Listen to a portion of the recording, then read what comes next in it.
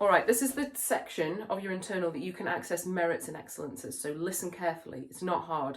On your piece of paper, it's the bottom bit that says something like, are there improvements you could make? But remember, your piece of paper is more for lower years. For year 11, you need to talk about all these three things. They're not hard. You just need to listen, and you've always got this video to look back to. So an evaluation is justifying to the person reading your report that you did a really good job. And you can talk about three things to try and convince them that you did a really good job. You're going to talk about accuracy. That's how accurate you were. Accuracy basically is about how good you are at measuring things, okay? So were you good at stopping and starting the stopwatch when you should have done? Did you pay attention to the flame going out? If we were doing like a experiment where we were measuring out acids or different solutions or something, if we wanted to be good at measuring, we'd use a measuring cylinder. If we were doing something where we were measuring something with a ruler, we'd say we were accurate at measuring the ruler. With the ruler, we use millimeters instead of centimeters.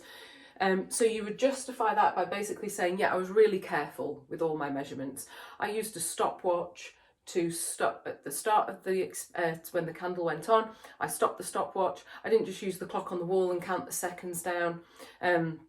I made sure that my beakers were intact, that there weren't leaky bits on them, and all of that. Okay, so that's accuracy. There isn't a great deal to write for the candle experiment, to be honest. Okay, it's more just the stopwatch part. Reliability. So if something's reliable, okay, if someone described you as reliable, it would mean that you are they know what to expect from you. Okay, so if they gave you a job and they said, oh, Mrs. Gaddy, she's really reliable, it'd be because I've proven that I can deliver each time. So if they give me something to do, someone will rely on me to make that happen. In an experiment, results are reliable if they are also proven to deliver, i.e. they do the same thing each time. So if your results were for your biggest beaker 60 seconds, 65 seconds and 100 seconds, you go, they're not that reliable because two of them were similar, but one of them was way out. So what you need to make sure is when you do this, that you say, yeah, they were reliable because I did the repeats 3 times and the results lay close together.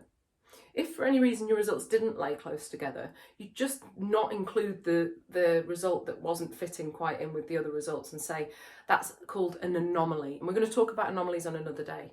But for now, you say your results are reliable because you did repeats and data, i.e. your numbers, your recordings, were close together.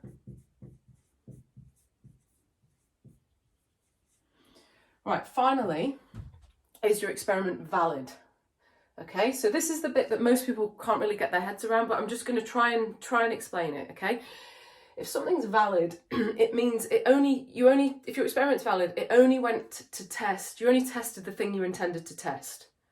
Okay, so if I wanted to test how different shoes affected how quickly I ran around the field, all right, I only want to test my shoes. Then I'm not going to go and wear like a big overalls for one of my runs, and then for another run with different shoes on, I'm going to wear super tight sports gear. Because then what I'm doing is I'm not just testing my shoes, I'm testing what I'm wearing at the same time. That would make my experiment not valid.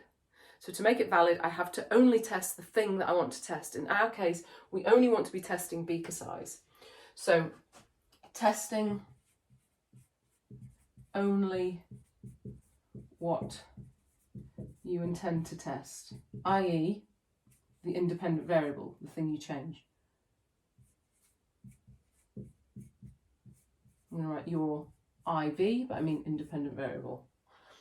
Did we test anything else? No, we didn't. Your experiment is valid because what you did is you made sure you kept everything else the same because you listed that in your control variables. So you can refer back to your control variables. You can say, yeah, I only tested what I intended to test, beaker size, because I ensured that everything else was the same, such as I used the same candle, I ensured the wick length was the same, I refreshed my beaker each time with with new fresh air when I did my repeats. I made sure that I covered the spout of the beaker with some plasticine to ensure air wasn't getting in and out, because the bigger beaker might have had a bigger spout to let more air in. So we just eliminate all of those things that could have affected our results. Finally, you want to talk about improvements. So here in our improvement section, we just say, is there anything bearing these things in mind that we could have done better?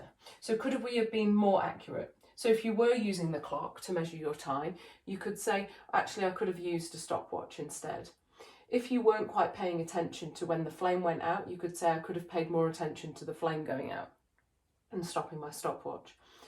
If you could improve on reliability, you could say, well, we could potentially do more repeats. If you want to improve on your validity, you could have said something like what I said before. Let's not even have a spout on our beaker. Let's only use glass, like normal glasses, without a spout on them, so there's no way air can get in. So that would mean that there's no way we'd get any errors from that. All right, so that sort of bit there. You can even just talk about ways in which your experiment was difficult. Did you encounter any problems? Did anything sort of, whilst you were doing it, was it difficult? Was your candle hard to light, for example? Could you have used a different candle? Just anything like that. All right, that's your evaluation section. This is where you can get merit and excellence in your internal. Okay, all good.